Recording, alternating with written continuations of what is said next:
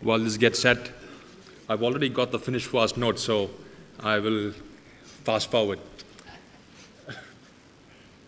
I'm here to talk about sport, and I'm really surprised I'm the only speaker in 2 days to talk about sport in education.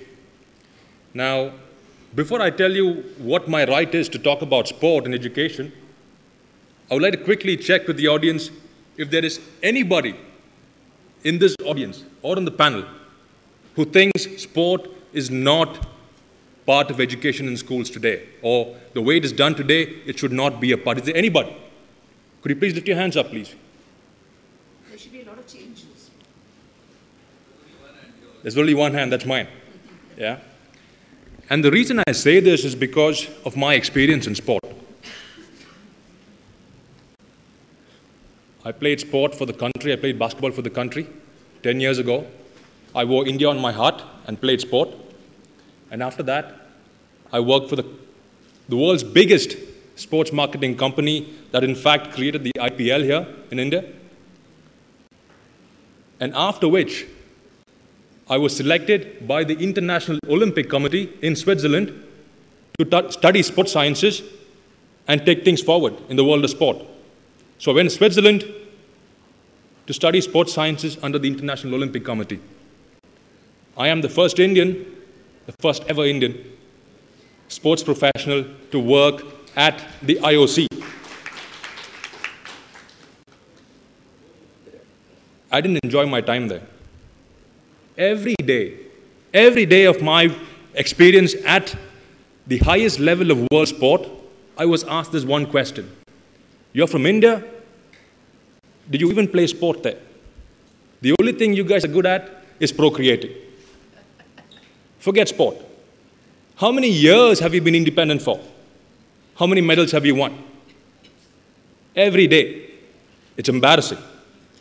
I played sport for my country. I know what it feels like. I'm sure nobody will like to be spoken of in this manner. So I finished the Beijing Olympic Games. I was in charge of boxing, evidently. I was the first guy to meet Vijender when he stepped out of the ring. Fantastic moment in sport. I still remember what he said to me.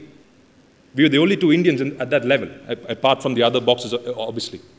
The first thing he said to me was, I showed the world what we can do.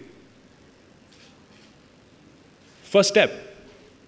And at the games, we had more medals, but not as much as any of us wanted. Even the Europeans, even the Americans expect us to do better in sport. Yeah? So after the Olympic Games, after the World Cup, after the World Championships in Moscow, Mexico, I decided to come back. Quit my job in Switzerland, come back. My training, my experience in sport, I was taking care of the sports systems in Kazakhstan, China, Europe and America, advising boxers in sports systems how to develop their sport, how to sustain their sport. After the Beijing Olympic Games, after the World Cup, I decided my experience, my teaching, my training is most needed where? In my country. I had my aunt call me while I was in Switzerland, working in Switzerland, to ask me, John, what should your brother, my cousin, called Johan, he's growing horizontally. He's in 6th standard. What should he do? What sport should he play? Well, obviously I said, play sport, try and find a good teacher, and make him survive the experience of sport. And you know what? He did not survive.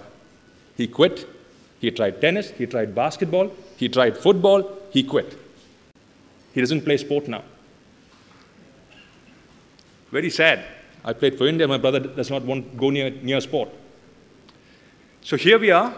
I'm here representing a company called Kids Out of Home for Sport. We're based in Bombay with the hope of getting more and more kids, my brothers, your children, to come out of school and play sport. And I'm going to ignore my presentation. We don't have time for it.